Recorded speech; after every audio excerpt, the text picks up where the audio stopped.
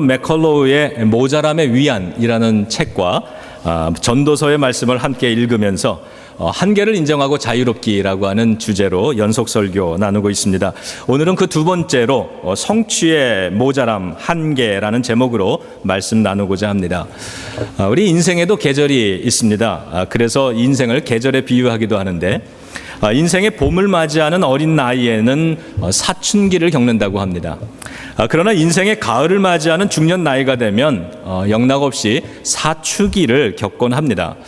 지난 주간 이 일간신문의 논설위원인 정진홍 씨는 이 사춘기의 특징을 이렇게 설명을 했습니다. 사춘기는 마음의 갱년기인데 인생의 어느 지점에서 더 이상 자신이 불필요한 존재라고 느끼게 될 때 시작된다. 마음은 시들해지고 간은 쪼그라들어서 세상에 만만한 것들이 하나도 없어 보이고 뭐 하나 결단도 결정도 못하고 시간만 흘려보낸다. 늘어가는 건 사소한 일에도 분내는 신경질이고 이래저래 인생 잘못 산 것 같아서 괜히 화만 치민다. 이것이 사춘기의 증상이라고 합니다. 이 사춘기의 특징이 한 세 가지가 있는데, 사춘기의 특징이 반항이라고 한다면 이 사춘기의 특징은 우울이라고 합니다. 특히 남자들이 겪는 중년에 또 중년 이후에 이 사춘기는 사회적 활동이 축소되기 때문에, 그리고 때로는 이것이 정지되기 때문에 그래서 급격히 나타나는 그러한 증상인데, 사소한 일에도 서운해지고 작은 일에도 잘 삐치고 그래서 이 쫌팽이라고 표현을 했습니다. 이 사람이 쫌스럽게 돼가는 것, 그런 것이라고 합니다. 참 우울하죠. 여러분 아마 이런 거 공감하시는 분 계시는데, 왜 이렇게 요즘 나이가 들어가면서 남편이 잔소리가 심해지는지 모르겠다. 왜 이렇게 사소한 것에 이렇게 잘 삐지는지 모르겠다. 저도 가끔 제가 점점 쫌팽이가 되어가는 거 아닌가 이런 생각을 합니다. 둘째는 이 사춘기 때는 성장통을 앓습니다. 이게 자라나면은 이 마디 이런 데가 막 아프죠. 이게 자라나기 위한 성장통인데, 이 사춘기에는 정지통을 앓는다고 합니다. 어릴 때는 성장하기 위해 아팠다면 나이 들어서는 멈추기 때문에 아프다는 겁니다. 여러분, 이 인생 살면서 멈추어지는 게 참 쉽지가 않고 어렵습니다.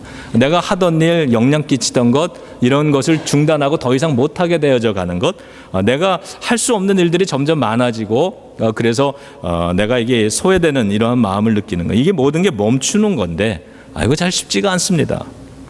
더 나아가서 나만 멈추는 게 아니라 나는 멈춰 있지만 다른 사람들은 전진해 나가기 때문에 점점 후퇴하고 퇴보해가는 것 같고, 이렇게 시들어져가는 자신의 모습에 주눅들고 좌절한다는 것입니다. 그것이 사춘기에 겪는 정지통이라고 합니다.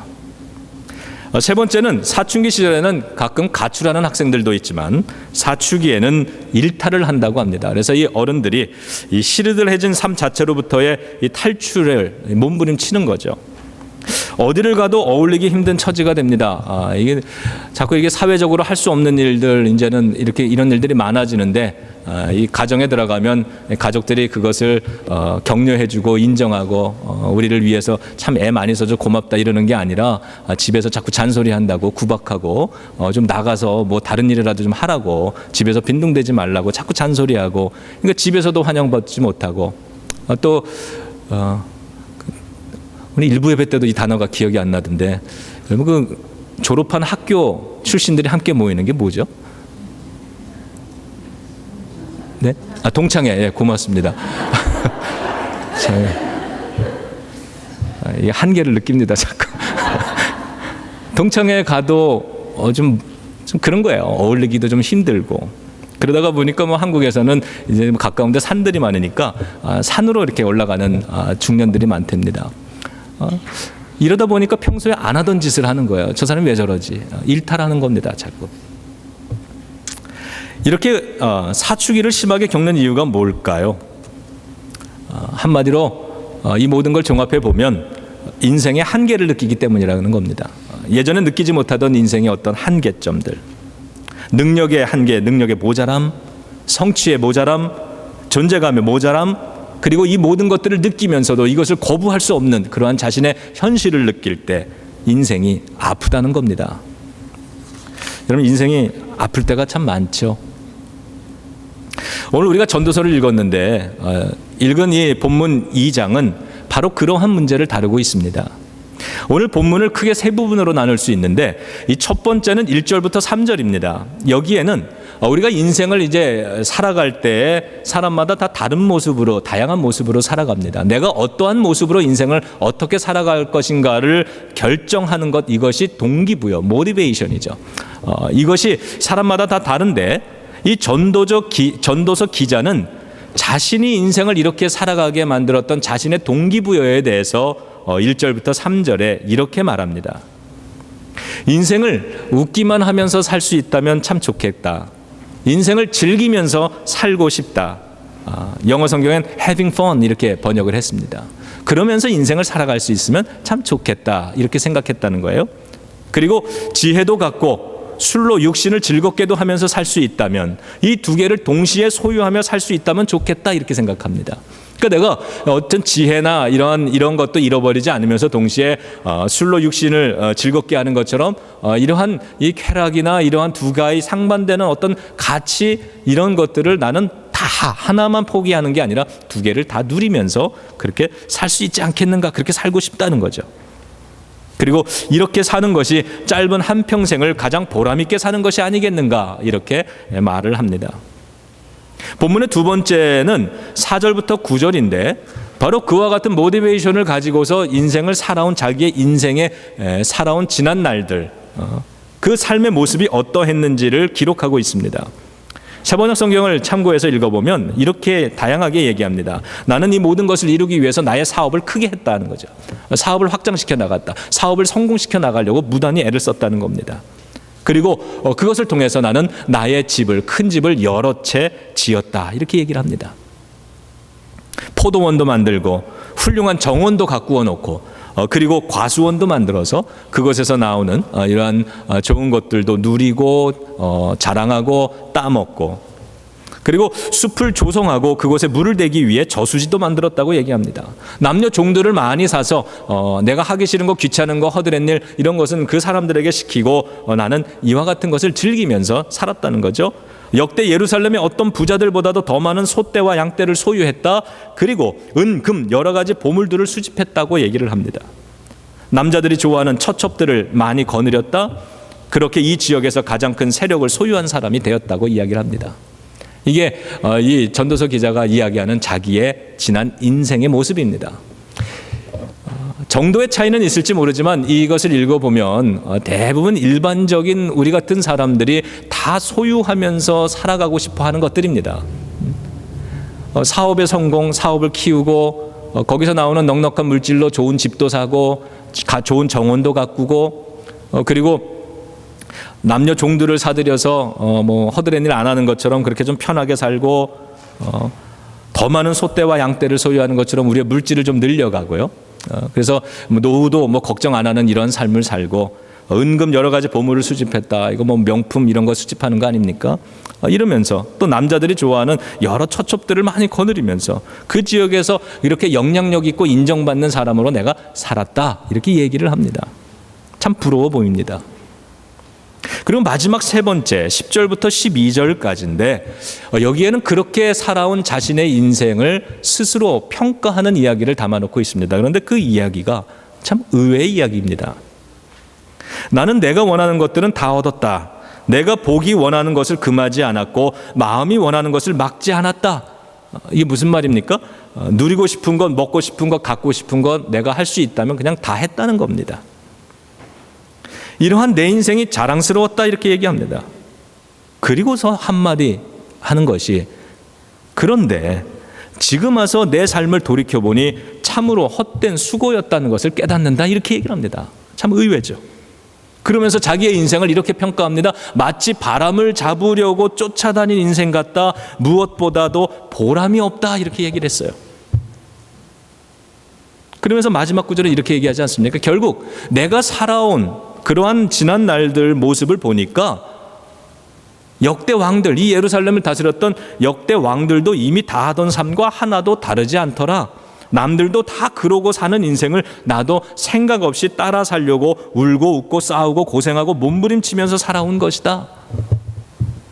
다른 사람들이 다 정신없이 살아가던 그 삶을 자기도 그 가치관 안에서 따라서 살았을 뿐이라는 고백입니다. 그러면서 오늘 본문에 그렇게 표현하진 않지만 그가 하고 있는 이야기는 결국 이겁니다. 이게 뭐냐는 겁니다.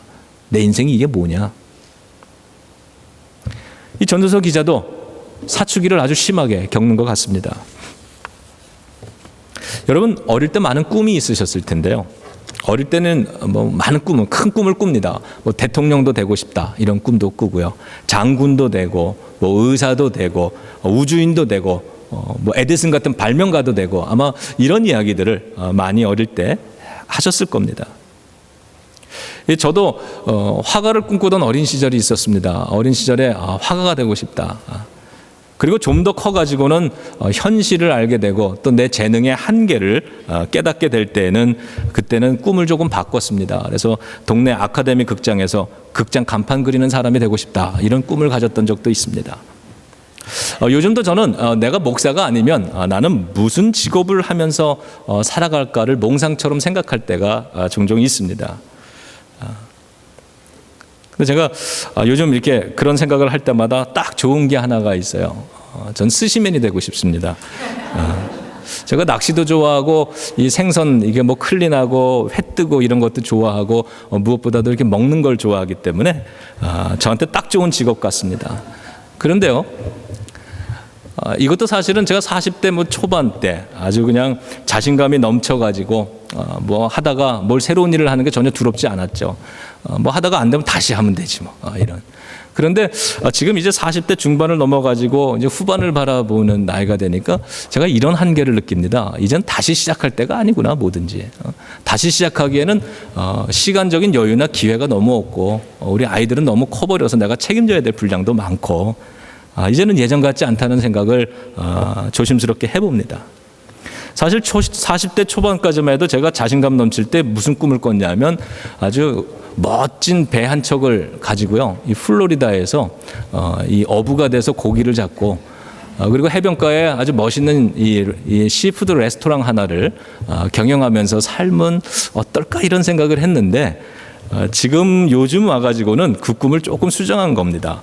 자신감이 줄어들어서 시푸드 식당 주인은 아니고 그 식당에 취직하는 스시맨이 되고 싶은 겁니다. 예.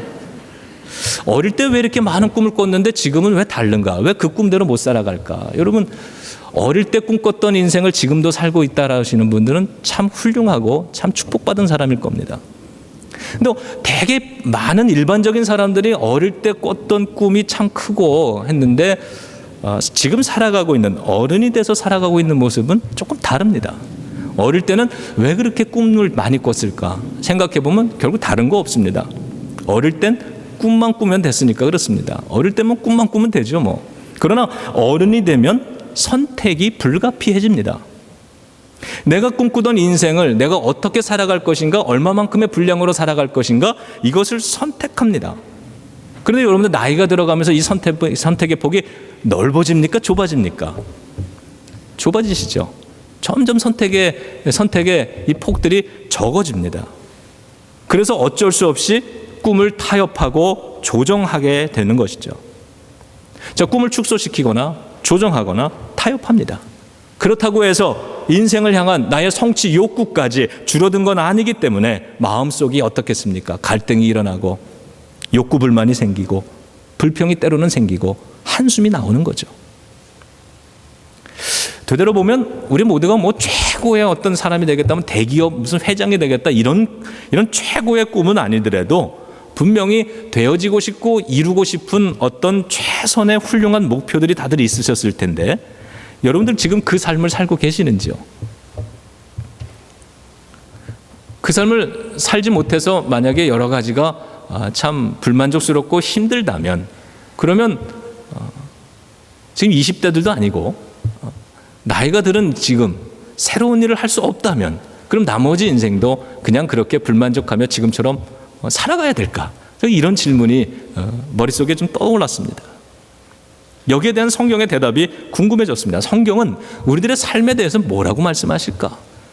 이 이민사회를 살아가는 우리들에게 이 성경은 도대체 뭐라고 말씀하실까?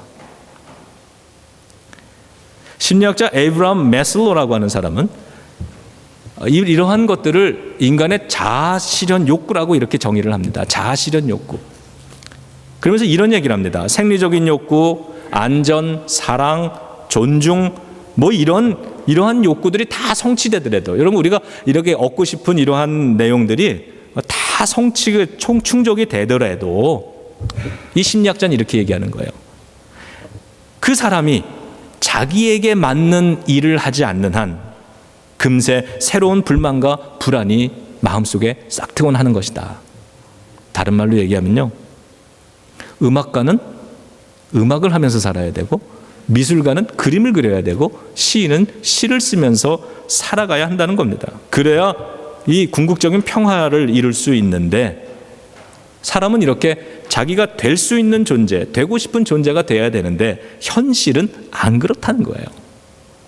본연의 자신에게 충실해야 되는 것인데, 그래서 이것을 이루려고 살아가는 이것이 바로 자아실현에 대한 인생의 욕구라고 이 학자는 그렇게 정의 내리고 있는 겁니다. 왜 우리 이민자들이 이렇게 열심히 살까? 왜 이렇게 정신없이 우리가 일을 많이 하면서 살까? 왜 그럴까요? 저도 이민자로서 이 땅을 살아가면서 왜 우리들이 이렇게 정신없이, 때로는 우리 스스로 이것이 건강한 삶은 아닙니다, 참 힘듭니다라고 말을 하면서도 왜 이 삶의 틀을 그대로 계속 지키면서 바꾸지 못하고 살아가는 걸까? 이 질문을 참 스스로에게 많이 던질 때가 있습니다. 그리고 저는 거기에 대해서 여러분들은 어떤 이 결론을 내리셨는지 모르지만 저는 그냥 이렇게 생각합니다. 이민사회가 그러하니까 우리 다 그렇게 산다, 이렇게 결론을 내립니다. 근데 우리가 왜 이렇게 바쁘게 정신없이 사는 걸까? 여기에 대해서 이 아브라함 이 메슬로라고 하는 사람의 이 주장에 의거해서 살펴보면, 비추어 살펴보면, 우리는 이러한 것들을 통해서 자신을 존중하고 자신의 존재의 가치를 확인하고 인정받으려다 하기 때문이다라는 것입니다. 다시 말하면 가치 있는 어떤 목표를 성취하면 나 자신도 가치 있는 존재가 되고, 내가 어떤 값진 공헌을 하면 나 자신도 값진 존재가 된다고 우리가 생각하기 때문인 거죠. 다시 말하면 직업의 가치와 나의 가치를 동일시한다는 겁니다. 내가 우리 자녀들이 가는 학교의 그 학교와 우리의 자녀들의 가치를 동일시한다는 겁니다. 소유의 분량, 이것으로 자신의 능력을 동일시하면서 살기 때문이라는 겁니다. 직업으로 나를 표현하는 거죠. 소유의 분량으로 인정받고 싶어 하는 거죠. 그것으로 자존감을 자꾸 높이려 한다는 겁니다. 근데 오늘 우리들이 읽고 있는 이 모자람의 위암, 이 부족함의 위암이라는 이 책의 저자인 이 도널드 맥컬로우 목사님이 자기의 인생을 이렇게 고백하고 있는데, 제가 이 책을 읽으면서 전도서 기자가 하는 이야기와 이 목사님이 하고 있는 인생의 이야기가 참 많이 닮았구나라고 하는 걸 생각을 해봅니다. 이 책에 이렇게 얘기를 합니다. 나는 나 자신의 성취욕 때문에 학위를 계속해서 땄고, 나이가 들었는데도 학교에 가서 마스터 학위도 새로운 거 따고 박사 학위도 또 여러 개 따고 아마 그러신 것 같아요. 학위를 계속해서 따고 큰 교회, 대형 교회를 이끌고 신학교의 총장이 되고 전국적인 강사와 설교자로, 유명한 설교자로 활동하고, 이것도 바쁜데 틈만 나는 대로 나는 내 이름으로 책을 집필하는데 열정을 쏟아부었다, 이렇게 얘기합니다. 그런데 그 모든 것이 다분히 자신의 자존심을 세우기 위한 일이었다라고 하는 것을 오랜 시간이 지나서 깨달았다고 그렇게 고백을 쓰고 있습니다. 자기의 의식 안에, 무의식 어딘가에 남들에게 존중받고 자기 자신에게 인정받고 싶은 그러한 욕망이 있다는 것을 그는 굉장히 나이가 많이 들은 다음에 깨달았다는 겁니다. 이 전도서 기자도 자기의 인생을 인정받고 그래서 즐겁고 웃으면서 평안하게 누리면서 살기 위해 얼마나 몸부림쳐 왔는지를 자신이 기록하고 있습니다. 그러면서도 그러한 자기의 인생을 한마디로 평가하면서 내 살아온 지난 시간들은 다 바람을 잡는 것 같은 그러한 헛된 것이었다고 말을 합니다. 제가 20대 때 이 전도서가 참 마음에 안 들었다는 이야기를 지난주에 고백을 했었습니다. 그때는 이런 생각 들었습니다. 그대는 이 모든 걸 다 누리고 성취하고 나중에 다 나이가 들었으니까 이런 말 하는 거지. 나도 나중에 그런 말을 하더라도 좀 젊을 때 그런 것 좀 누려보면서 살았으면 좋겠다. 뭐 이런 생각도 해봅니다. 맥컬로우 목사님은 이렇게 씁니다. 내 자존감을 쌓아온 기초가 다분히 직업이었다는 사실을 나는 직업을 잃고 나서야 깨달았다. 목사나 신학교 총장이 아닌 나는 누구였던가. 이 책에서는 인생에 어떤 사건이 있는지 기록은 안 하고 다른 책에 기록이 됐다고 소개만 했는데 제가 그 책은 못 읽어봤습니다. 그런데 이 목사님이 아주 대형교회 목사님이 되고 또 신학교 총장이 되고 그리고 아주 저명한 설교자로 여기저기 불려다니는 유명한 사람이 되고 책도 많이 내고 이러한 삶을 살아오면서 굉장히 만족하고 살았는데 그 인생에 어떤 사건이 있었대요. 뭔지는 모르겠습니다. 근데 무슨 실수가 있었는지 모르지만 그래서 어느 날 그 모든 것들을 다 내려놔야 되는 아마 그런 사건이 있었나 봐요. 사임해야 되는 잡을 잃어버린 겁니다. 그 순간이 인생에 딱 닥치고 나니까 이분이 이런 생각을 한 거예요. 목사나 신학교 총장이 아닌 나는 누구인가라고 하는 질문이 생긴 겁니다. 왜 이런 질문이 나옵니까? 그동안 자신의 직업과 자기를 동일시하면서 살아온 겁니다.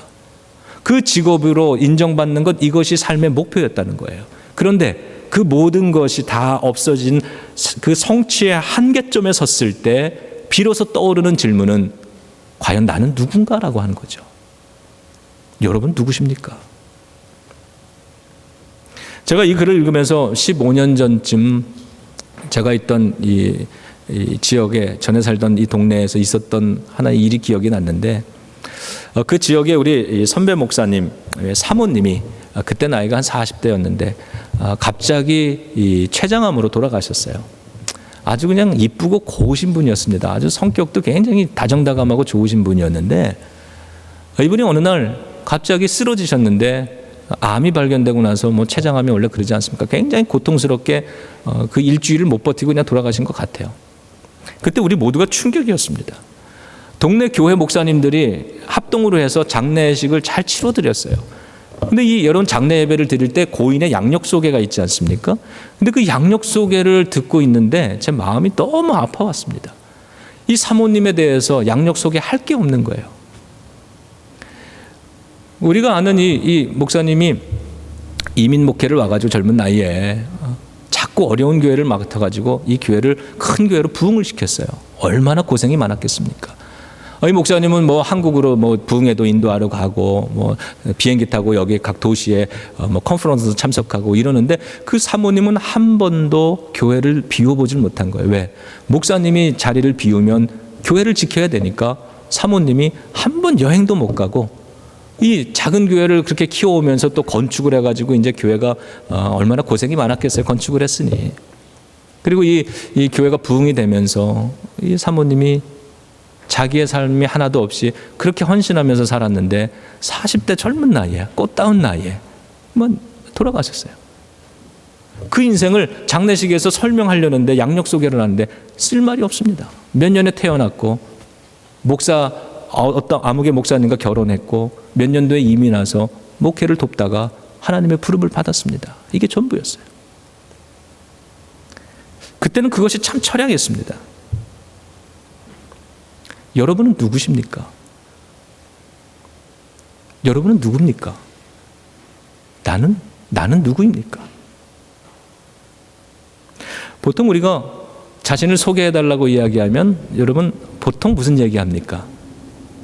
자기의 직업을 이야기하든지 뭐 가족 이야기를 하든지 뭐 출신 학교가 어디다 나는 어느 지방 출신이다 뭐 이런 얘기 보통 하지 않습니까? 나를 설명하는데 내가 선택하고 있는 단어들과 스토리는 뭔가?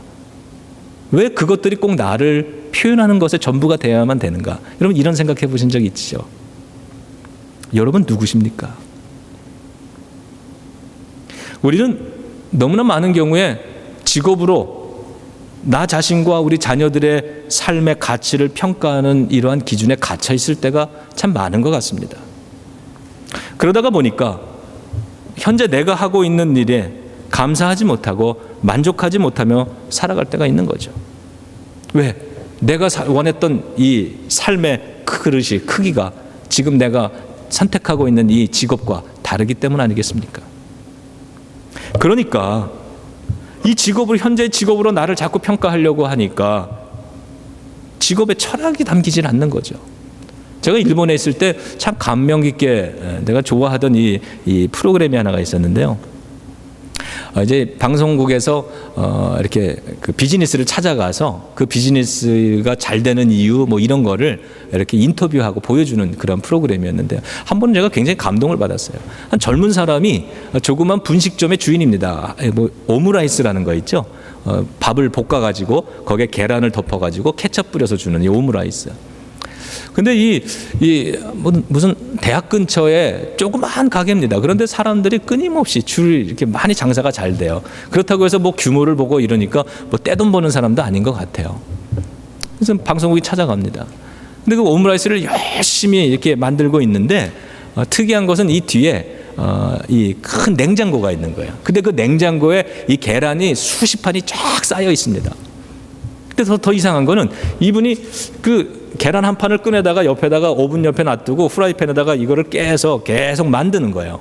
그런데 이 새로운 이 계란을 꺼내놓고 나서 타이머 이 시계를 누릅니다. 그러면 뭐 한 2분인가 1분 50초인가 2분인가 뭐 이렇게 있다가 땡 하고 울리면은 하던 일을 멈추고 이 계란을 다시 냉장고에 집어넣고 새로운 걸 꺼냅니다. 계속 그 일을 반복하는 거예요. 그러니까 이 기자가 왜 그러냐고 물었더니 이 사람은 이렇게 대답을 했습니다. 내가 경험해, 뭐 과학적인 증명은 아니지만 내가 경험을 해보니까 이 계란이 냉장고에 이 적절한 온도 속에 있다가 나와서 한 2분 동안에 이 후라이가 되고 그 시간이 지나면 신선도도 떨어지지만 이 계란의 온도가 높아지면 이 맛이 잘 안 나오는 것 같다. 그래서 자기는 그렇게 한대요. 2분마다 땡 하면은 다시 집어넣고 새로운 거 꺼내고 하루 종일 번거롭게 합니다. 일반적으로는 그렇게 안 하죠. 그냥 계란 한 판 갖다 놓으면 이거 계란 다 쓸 때까지 그냥 불 옆에다 놔두고 쓰는 겁니다. 이게 뭡니까? 이 사람은 조그마한 가게의 주인이지만 자기에게 주어져 있는 일에 장인 정신을 가지고 철학을 담아낸다는 거죠. 근데 그렇지 않을 수도 있잖아요. 나는 큰 레스토랑의 주인이 돼야 되는데, 저 플로리다의 그 해변가의 시푸드의 레스토랑 주인이 돼야 되는데, 내가 이 구멍가게에 여기서 이 계란이나 붙이고 있다? 이러면서 맨날 불평하고, 이러면서 살 수도 있잖아요.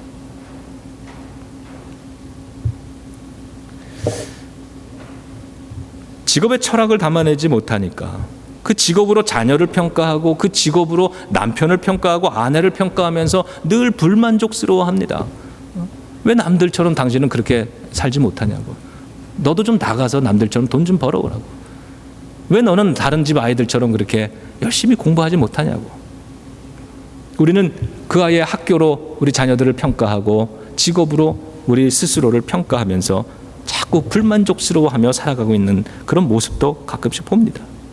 가족의 최고의 가치가 무엇입니까? 사랑과 존경과 격려 아닙니까? 어떠한 일이 있어도 이 가정 안에서 우리는 보호를 받는 거 아닙니까? 내가 아무리 나쁜 실수를 했다 그래도 가정에 들어가면 내 편들이 있는 거 아닙니까?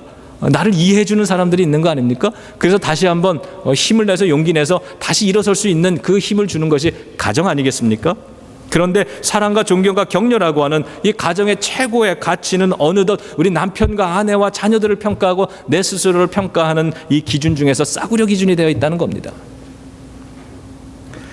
우리는 또한 남들이 평가하는 자신의 모습에 너무 갇혀서 살아가는 것도 같습니다. 남들이 나를 어떻게 평가하고 남들이 나를 어떻게 볼까? 꼭 내 인생에 필요한 분량이 아닌데 남들과 비교하기 때문에 남들의 평가 때문에 소유하려고 너무 많은 것을 지불하는 것은 아닌가? 왜 내 인생을 남의 시각으로 나를 자꾸 판단하고 그것 때문에 내가 하기 싫은 것, 원하지 않는 것, 불필요한 것도 자꾸 그거를 이렇게 취하면서 살아가려고 그렇게 무리하며 살아가는 걸까 우리가? 내가 소유한 것이 나와 동일시되고 내 직업이 나와 동일시되고 세상 사람들이 그걸 통해서 나를 자꾸 바라보니까 우리들도 그 하나님을 모르는 세상 사람들의 가치 기준을 그대로 답습하면서 살아가고 있는 건 아닐까? 여러분, 이 모든 것들로부터 우리가 어떻게 하면 자유로울 수 있겠습니까? 나와 내가 성취하는 것들은 다르다는 사실을 인정하기를 주님의 이름으로 축복합니다. 우리 인생에 한계가 있어요. 그것을 인정하자는 겁니다. 그것 때문에 막 몸부림치면서 살고 자존심 상해가지고 살고 그러지 말고 내 인생에 한계가 있다라고 하는 것, 오늘 이 전도서 기자가 말하는 것처럼 내 인생에 내가 잘못 살아온 부분들도 있는 것이고 살아오고 잘했다고 생각하고 열심히 살았는데 되돌아보니까 바람 잡는 것 같이 헛되게 살아온 이런 부분들, 내가 잘못 살아온 거나 내가 하려고 소유하려고 애썼지만 안 되는 그러한 부분들, 이러한 것이 나에게도 있고 내 배우자에게도 있고 우리 자녀들에게도 충분히 있을 수 있다는 사실 그 자체를 우리가 인정하자는 겁니다. 한 인간으로서의 내 가치는 내 직업이나 내 직위나 내가 소유한 분량이나 명예에 의해서 올라가기도 하고 내려가기도 하는 것이지만, 그러나 적어도 하나님 앞에서 살아가는 나의 인생은 그러한 것으로 평가받는 게 아니라 하나님께로부터 평가받는 것이다.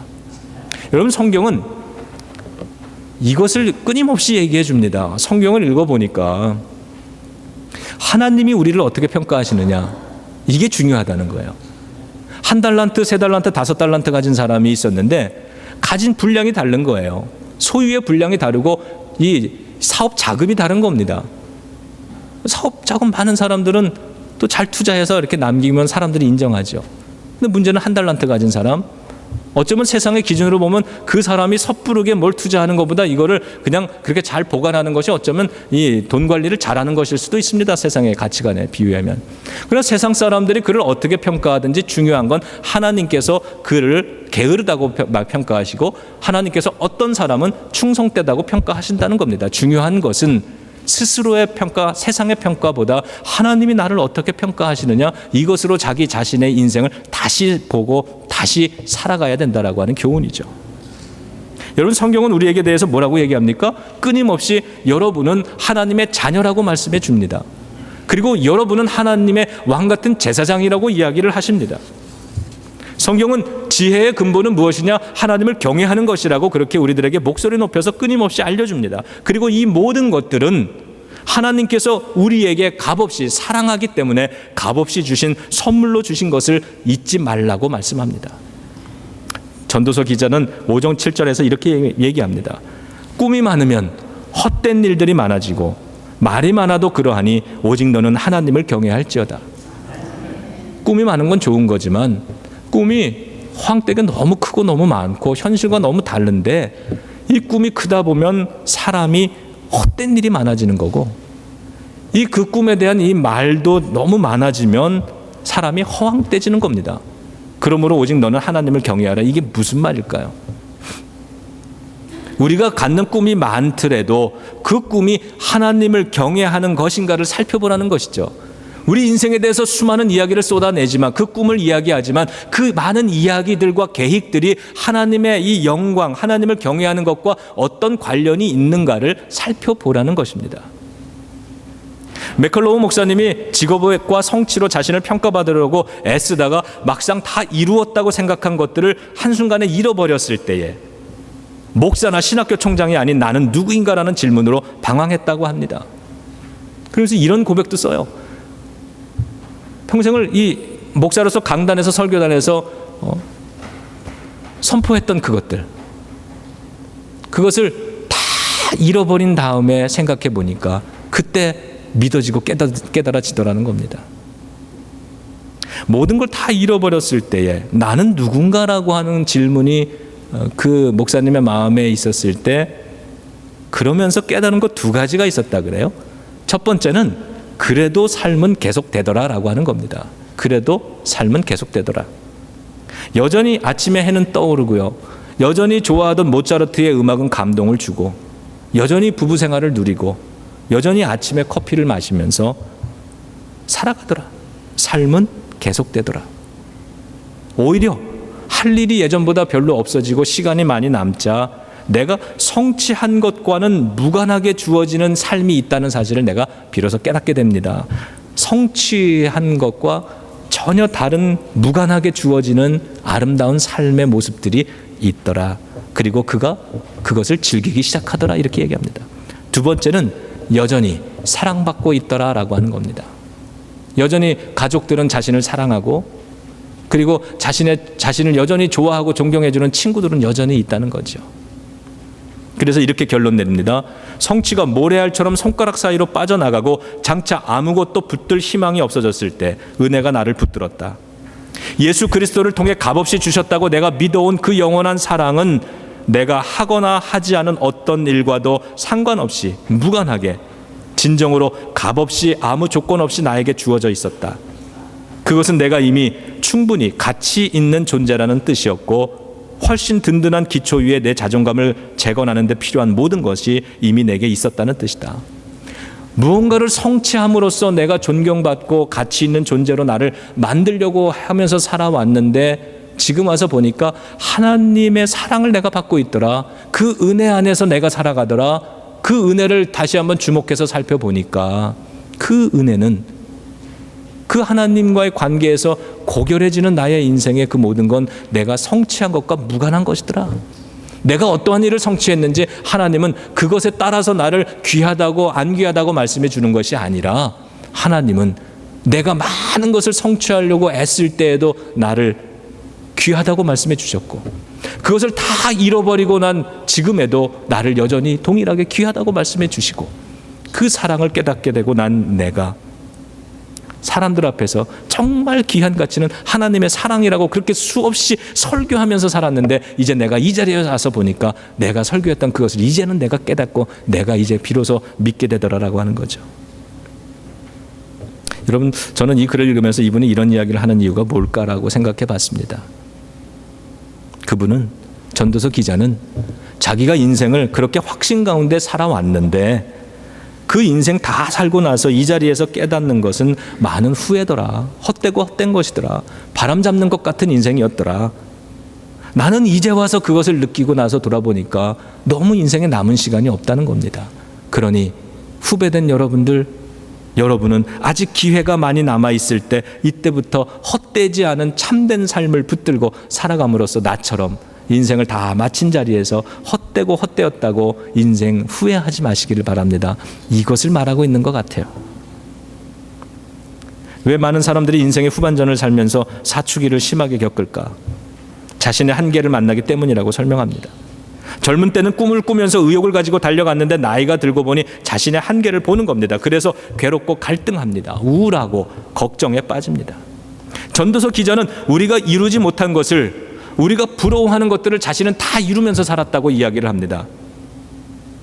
어떤 사람들은 그 말을 들으며 나중에 나도 후회해도 좋으니 오늘 그런 걸 소유하고 이루며 살고 싶다고 말할 수 있는 사람이 있을지 모르지만 그러한 사람들을 향해서 그는 이렇게 말을 합니다. 그것을 이루기 위해 삶을 다 소비하고 뒤돌아보니 정말 헛되고 부질없는 것이었습니다. 17절에서는 이렇게 얘기합니다. 해 아래에서 하는 모든 일이 모두 다 헛되어서 바람을 잡으려는 것 같았습니다. 여러분, 우리가 헛된 바람 잡으려고 바람처럼 떠돌아다니는 인생 되는 것이 아니라 그렇게 살아왔을지 모르지만, 그리고 지금도 바람을 부러워하며 바람을 잡으려고 쫓아다니고 있는지 모르지만, 그러나 오늘 성경이 우리들에게 가르쳐 줍니다. 우리의 인생에는 부족함이 있는 것입니다. 우리 인생엔 한계가 있는 것입니다. 내가 꿈꾸고 내가 설정하고 내가 원하는 그러한 위치에 도달하려고 애쓰지만 인생에는 그것에 못 미치는 여러 부분들이 있는 것이라고 우리들에게 가르쳐 줍니다. 그리고 그 사실 때문에 괴로워하고 불만족하기보다는 나의 연약함이 있다는 사실을 하나님 앞에 인정하며 그럼에도 불구하고 하나님이 우리를 얼마나 소중하게 여기시는가, 그 인생의 그 부분을 보라는 겁니다. 그래서 여러분, 우리 인생의 그러한 부족함 때문에, 결핍된 것 때문에 괴로워하고 절망하기보다는 믿음으로 이런 기도를 한번 드려보면 좋겠습니다. 하나님, 내 능력에 한계를 주시니 감사합니다. 그래서 내 평생 하나님의 도우심을 의지하며 살 수 있었습니다. 하나님, 내 지식의 한계를 주셔서 감사합니다. 그래서 내 평생 성경 말씀을 읽으면서 살았습니다. 내 소유의 한계를 주셔서 감사합니다. 그래서 하나님의 공급하심을 기대하며 살 수 있었습니다. 내 사랑의 한계를 주셔서 감사합니다. 그래서 예수님의 십자가를 바라보며 언제나 겸손할 수 있었습니다. 여러분, 하나님은 이스라엘 백성을 선택한 이유가 다른 어떤 민족보다 강하고 모든 것을 다 성취해서라고 말하지는 않고 오히려 그 반대로 말을 하고 있습니다. 너는 다른 민족 가운데 가장 보잘것없고 가장 연약하고 가장 작기 때문에 내가 너를 선택했다고. 그래서 너의 연약함, 약함을 통해서 나의 강함을 이 땅에 드러내기 위해서 내가 지금도 너를 사용한다고 말씀합니다. 하나님은 저와 여러분들 우리가 성취하고 살아가는 것과 상관없이 우리의 삶을 귀하다고 말씀해 주십니다. 그리고 하나님의 귀한 자녀로서 이 땅을 하나님의 거룩한 가치를 가지고 살아가기를 원하고 계십니다. 사도행전을 수요일마다 읽고 있는데요.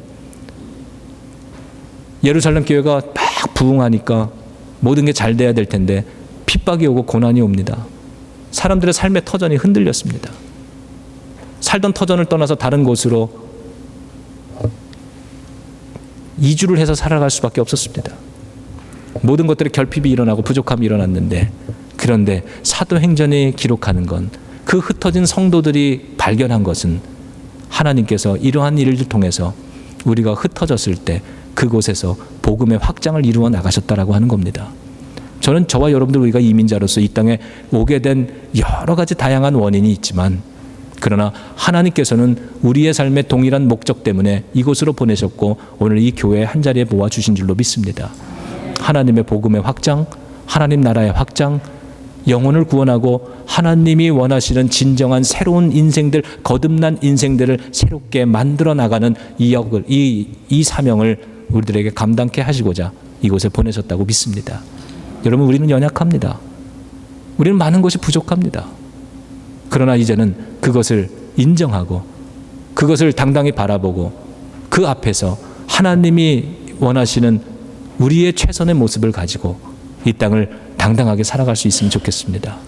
나의 연약함 때문에 그 연약함을 도우시는 하나님의 도움도 만나고 하나님의 기적도 만나고, 내가 원하지 않았는데 인생에 연약한 질병이 들어와서 내 인생의 한계가 느껴질 때 그때 그곳에 하나님의 치유하심을 만나고, 내 인생에 가난함이 있을 때 그것을 통해서 이 가난함을 극복하고 하나님이 나에게 주시는 이 지금 주어져 있는 이러한 일용할 양식으로 감사하고 만족하면서 살 수 있는 그런 비결도 배우고, 그러면서 우리의 인생을 하나님이 기뻐하시는 인생으로 새롭게 가꾸어 나가며 살아가는 힘과 용기가 있기를 주님의 이름으로 축원합니다.